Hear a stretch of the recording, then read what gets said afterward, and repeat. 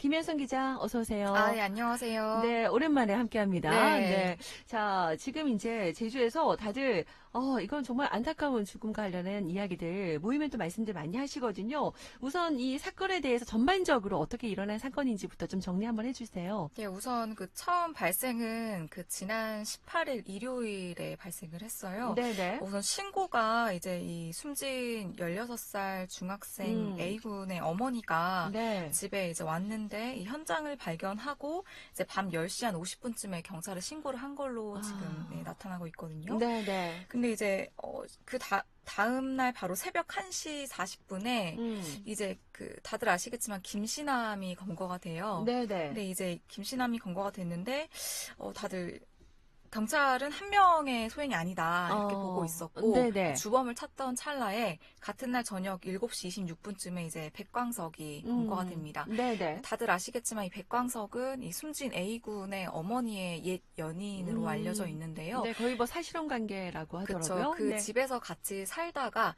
이제 한 3, 4개월 전에 사이가 좀 멀어지면서 이제 최초 진술을 했을 때 백광석이 왜 그랬냐 이렇게 했을 때 그런 얘기를 했다고 해요. 뭐 이별 통보 때문에 그렇게 이런 잔혹한 범행을 저질렀었다. 네네. 그리고 당일에 이제 7시 16분에 잡혔을 때 저희가 현장에서 이제 연행되는 거를 현장에 갔었거든요. 백광석한테 질문을 했을 때 혐의 인정하냐라고 했을 때 처음부터 바로 네라고 대답을 했었어요. 네네. 그러니까 백광석은 아예 처음부터 혐의를 인정을 했었고, 근데 이제 김신환 같은 경우에는 이 백광석을 도운 거죠. 네네. 둘이서 이제 형동생 사이를 하면서 지냈다고 하는데 사회에서 만난 형동생 사이라고 하는데 김신환은 범행을 부인했다고 했어요. 처음부터. 지금도 그렇다고도 지금도요? 네. 하는데 경찰 조사에서 이제 이 숨진 A군이 이제 팔이랑 다리가 이제 포박된 상태로 이제 숨진 상태였는데 김신남 말로는 자기는 포박하는 것만 도와줬다. 손발을 묶는 것만 도와줬다. 네. 그리고 이제 김신남이 사건 발생이 이제 18일 일요일 한 낮 3시, 오후 3시쯤으로 보고 있거든요. 네네. 근데 그 3시에 같이 들어가요. 들어갔다가 김신남은 30여 분 만에 나온단 말이에요. 그러고 나서 이제 백광석은 3시간 뒤에 나오는데 네. 김신남은 이제 거기서 자기는 도와만 주고 나왔다. 살인에 대해서는 전혀 알지도 못했다. 네. 그렇게 처음에 진술을 했었던 걸로 알려졌는데 네. 경찰 조사에서는 결국 김신남도 백광석을 이 내용을 알고 도운 거다. 그렇게 지금 조사가 됐고 네. 결국에는 이제 송치가 됐죠. 최근에 네. 27일 송치가 됐는데 그 전에 이제 아시겠지만 그게 있었어요. 신상 공개 여부. 그 문제에 대해서 이야기 많았죠. 네. 원래 경찰이 처음에는 공공의 이익이 없다 이런 이유로 네. 신상 공개위도 열지 않겠다고 했었는데 그게 참 이해가 안 됐어요. 그렇죠. 근데 네. 이제 국민 여론도 이제 거세지고 이제 청원글도 여러 개 등장하면서 네. 경찰이 이제 26일에 신상 공개를 결정을 해요. 하겠다고. 네, 네. 네, 그러면서 이제 신상 공개가 결정이 됐고 나이와 이제 얼굴, 사진이 이렇게 나오게 되죠. 그렇습니다. 사실 이게 여러 가지로 계속해서 이제 결과들이 나오면 나올수록 충분히 미리 막을 수 있었던 네. 사건이 아니었나 이런 얘기들도 지금 나오고 있고 어떻게 아무리 그래도 그렇게 잔인하게 어른 2명이 아이를 그렇죠. 그렇게 이런 부분에 있어서 다들 너무나 지금 분개하고 있는 부분이 아닌가 싶은데요. 그 부분도 한번 좀 짚어주시죠. 처음에 이제 사실 어머니께서 약간 도움을 많이 요청을 했죠, 경찰에. 네, 맞아요. 경찰 신변보호까지 요청을 해요. 네. 7월 초에 이제 이 백광석이 이 어머니를 폭행하거든요. 그러니까 이제 어머니가 이제 본인뿐만이 아니라 같이 함께 사는 그 숨진 A군도 보호를 해야 하니까 그럼요. 경찰에 신변보호를 요청을 해요. 네. 경찰에 신변보호를 어머니가 요청했지만 신변보호 요청은 어머니가 해도 그 대상자는 가족까지 포함이 되거든요. 네. 근데 이제 여기서 좀 경찰의 허술함이 드러나는 거죠. 안타까운 게 뭐냐면 이제 신변보호 요청을 했음에도 불구하고 그 이후로도 이제 백광석이 한 걸로 추정되는 일들이 자꾸 발생을 한단 말이에요. 뭐 가스밸브를 누군가가 자르고 달아난다든지 그 전에도 아니면은 계속해서 주택 위에 누가 올라와 있다 이런 신고들이 몇 번 접수를 이제 어머니랑 이제 그 A군이 하는데 네. 이게 다 어머니를 직접 만나서 얘기 들었을 때도 어머니는 이게 다 백광석이 소행했던 것 같다. 근데 왜 경찰이 내가 그렇게 신변보호를 요청했는데도 불구하고 왜 이렇게 허술하게 대응을 했냐라고 울분을 토하셨었거든요.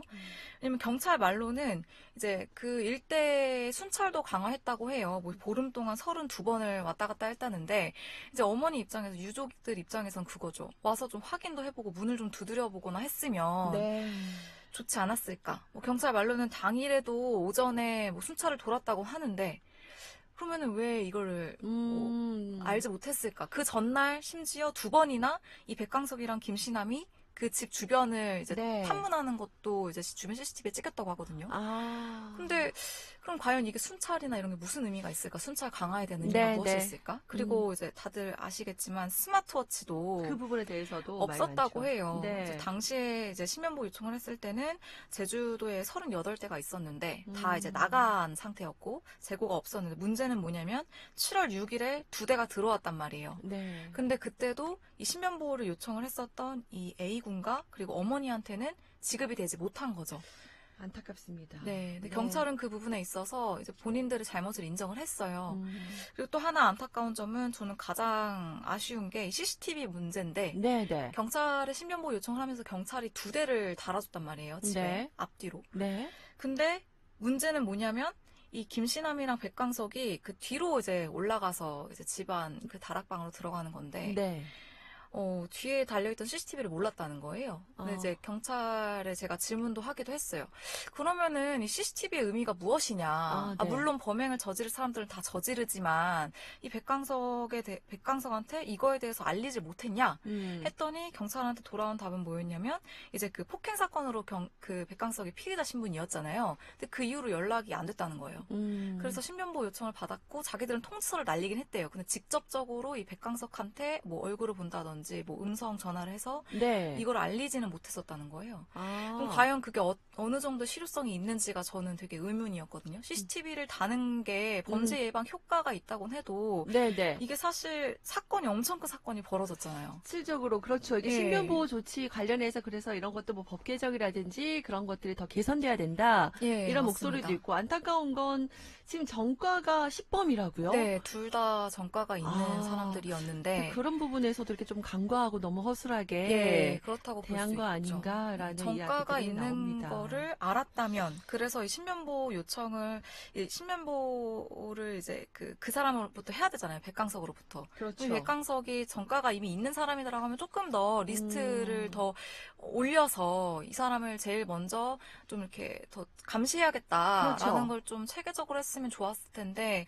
그런 게 없었고 또 아까 CCTV 말씀드렸는데 지금 경찰청 본청에서 15년도에 CCTV 상황실 연계해서 연동해서 한다고 막 홍보를 했었어요. 네네, 기억나요, 저도. 예, 근데 제주에는 6년 동안 그 시스템이 구축되어 있지 않았던 거예요. 아, 홍보는 했지만 실제로 이루어지지 않았다는 예, 거네요. 그리고 유족하고 제가 이제 얘기를 나눴을 때 그 얘기를 했대요, 경찰에. 아, 이게 연동이 안 되면 무슨 의미가 있냐. 아, 미리 사전에. 네, 근데 경찰이 사실 본청에서부터 매뉴얼은 이제 CCTV가 연동이 될 수 있다. 원하면 해줘야 된다. 저는 그렇게 답변을 받았거든요. 네. 근데 그 유족들한테는 설명이 없었다는 거예요. 뭐 원하시냐. 왜냐면 지금 제주에 그런 시스템 자체가 없으니까요. 아, 구축이 되어 있지 않으니까요.